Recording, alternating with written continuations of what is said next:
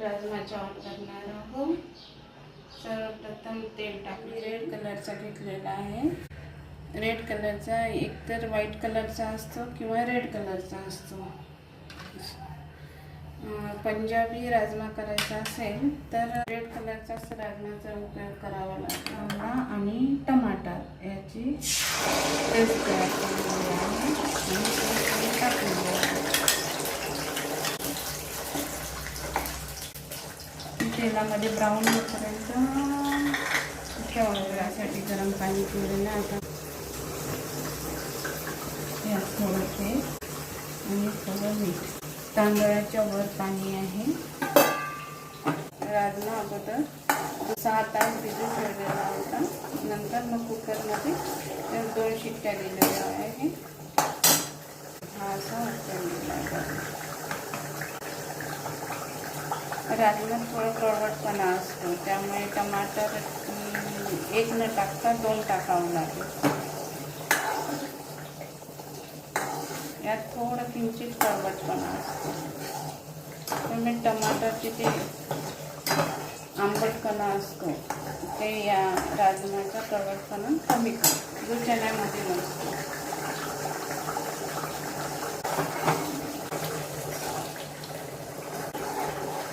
मसाला चांगला बनवावा.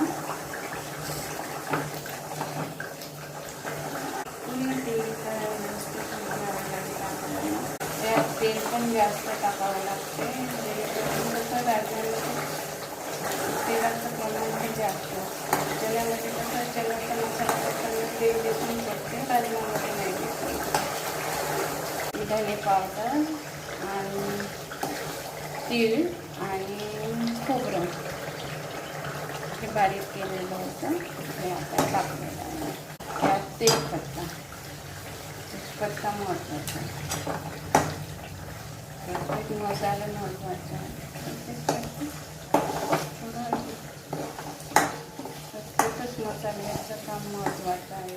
मिरची, लसूण आणि अद्रक हे आपल्याला आता बारीक करायचं आहे. मिक्सरमधून बारीक केल्यापेक्षा यामध्ये बारीक करायला वेगळंच वाटतं. तिकडे मसाल्याकडे लक्ष द्यावं लागतं. तांदूळ आपले उकळलेले आहे. आता याला मसाला थोडं जळत असेल, थोडं पाण्याची शिम पण करून द्यायचं, जेणेकरून मसाला थोडं किंचित पाणी टाकायचं, जेणेकरून आपला मसाला जळणार नाही. तितका वेळ आपल्याला मसाला टाकण्याच वेळ बनून जातो. आपली पेस्ट छान तयार झाली. पेस्ट थोडी जास्त झालेली आहे, त्यामुळे इतके काही टाकणार नाही आपण.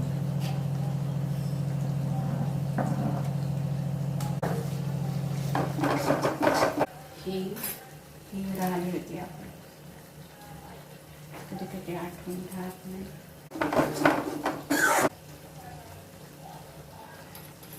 राजमा थोडा तिखटच हवा, थोडा मसाला थोडं तिखट जास्त.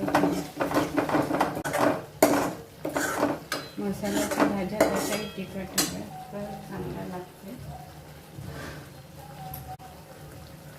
गरम मसाला, दही टाकायचं असेल तर दही टाकू शकतो आपण, दही स्किप करू शकतो, असं काही गरजेचं नाही.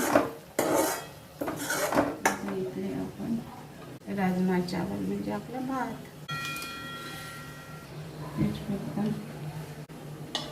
लसणाच्या पोळ्या, मोहरी, जिरं,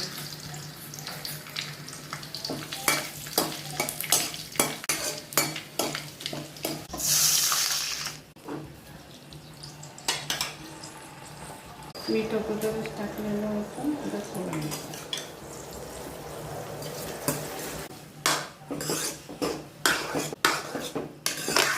याचं पाणी काढून घेते अगोदर.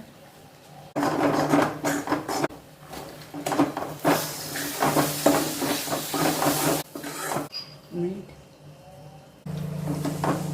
उकळताना जास्त मीठ टाकलं की हे चांगल्या प्रकारे शिजत.